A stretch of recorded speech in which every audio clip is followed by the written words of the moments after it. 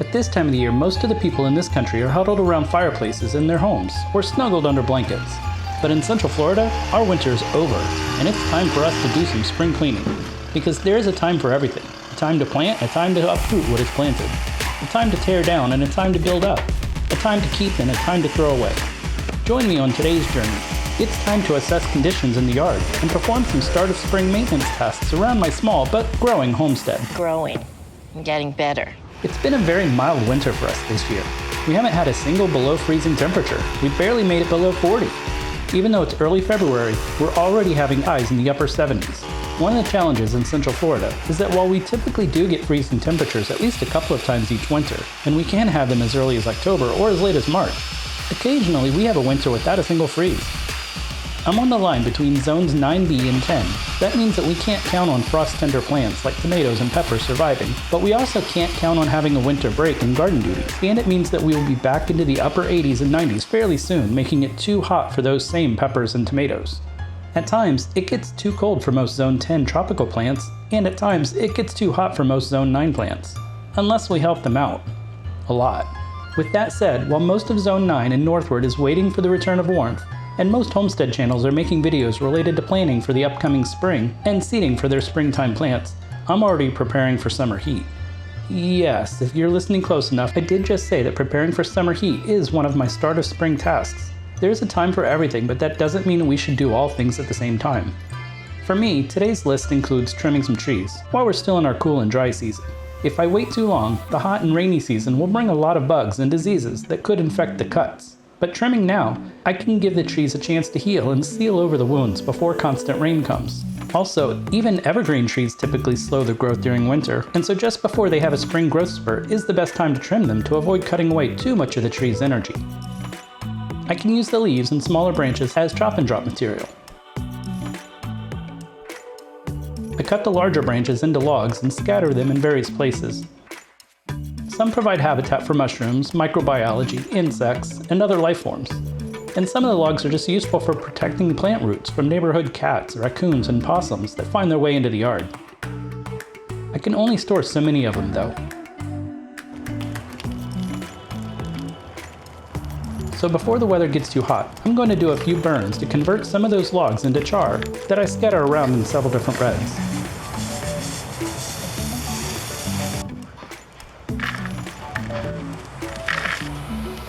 Note that while there are several ways to activate char to create biochar, this time of the year though, I ain't got time for that. I have far too many tasks that need to get done.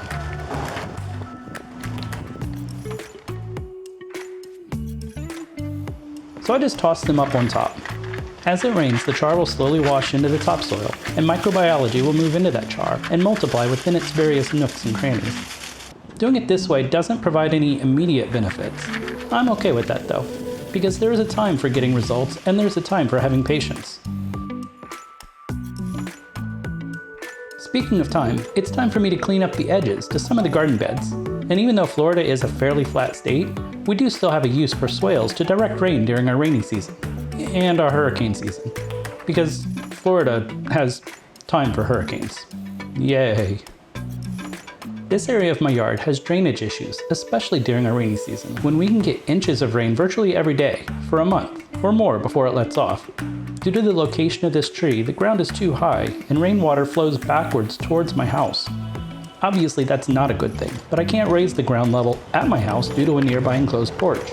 So I dug out a swale that does a fairly decent job of directing water away from the house, around the shed and down towards the canal that runs behind the house. About 2 times a year though, I need to clean up the edges due to erosion. So here I am, cleaning dirt off of dirt.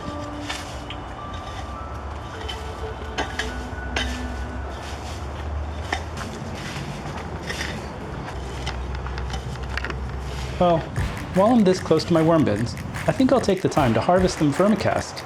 I need to spread some of it in key areas, mostly into potted plants. If you don't have a worm bin, I highly recommend that you consider making one. Today I'm taking time to spread over 5 gallons of vermicast, which could easily cost $100 or more at the store. I get it for free though. As a bonus, when I spread my vermicast, I'm also spreading live worms and a massive amount of live microbiology. Store-bought vermicast doesn't usually include any of that. This year, I expect to spread over $1,000 worth of vermicast. all for free. If you'd like for me to make a video about using vermicast or making a worm bin, let me know in the comments below.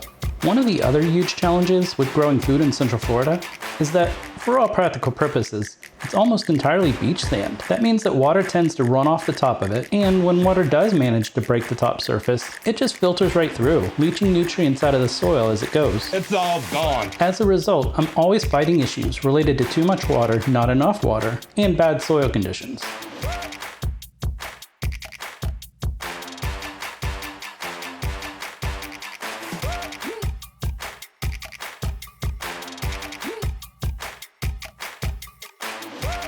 One of my solutions is to lean heavily into permaculture-style growing patterns. For example, while I do grow a large variety of food crop items, none of them are in rows. Instead, I intercrop them and intermingle them with non-food plants. I use plants that are more heat tolerant to provide shade for plants that can't handle the heat. I grow a lot of items in pots that I can move into the sun during the winter and into the shade during the summer. And I grow sweet potatoes on a trellis so that they can provide more shade during hotter months. When I harvest that crop, I cut down the vines to remove the shade during cooler months. And yes, I could more simply hang shade cloth, but then I'd have to buy shade cloth, and fight with the HOA, and throw the shade cloth into a landfill when it's no longer functional. Plus, I can't eat shade cloth. I can eat sweet potatoes, and the sweet potato leaves too. So this time of the year, I'm helping the sweet potato vines to grow as tall as they can. Meanwhile, I'm cutting back plants such as hibiscus, copperleaf, and these plants. I can't remember what they're called, but they flower most of the year. The petals are pale yellow, and when they get wet, they turn nearly translucent. They're really cool, and the pollinators absolutely go crazy for them. They get very leggy though. To help with that, I give them a fairly substantial haircut this time each year. I typically wait until the end of January to do this because plants store energy in their leaves, and they use their leaves to produce more energy through photosynthesis. When I cut those leaves off, I'm not only taking away some of the plant's stored energy, I'm also removing its primary source for creating more energy. If I do this too soon, it will grow new leaves that will then die off in future cold snaps. There is a time to kill, and a time to heal. By waiting for us to be past the likelihood of temperatures dropping below freezing, it reduces the risk that the plants will waste energy growing new leaves too soon. If I wait too long though, the plants will jump into a spring growth pattern that I would end up having to cut away to maintain the desired shape and size. I don't want to miss the right time to trim. As I cut them, I'm leaving the debris around the plants for two reasons. The first is that if we do have any unexpected cold fronts push us into freezing temperatures, these decaying leaves will help to insulate the plant's base and provide a few degrees of warmth. Also, as it decomposes, it'll provide nutrients and organic matter back into the soil. Remember, we're growing in beach sand, so I use all the organic matter that I can get. Bonus, these decaying leaves along with the vermicast help to activate or inoculate the char that I spread earlier. This debris also means that I have less debris in my compost pile. Since my homestead is on a relatively small urban property in a typical neighborhood, I don't have compost space for all the debris I collect this time of year, so I tuck it anywhere I can find to regenerate the soil and feed my plants. And the weeds. I'm a big fan of letting weeds grow, within reason. There is a time to keep and a time to throw away. As Farmer Jesse from No Till Growers likes to say, if the soil is not being fed, it's feeding on itself. Weeds help to feed the soil, and they help to protect the soil from too much sun, too much rain. They help with erosion, and they can attract pollinators.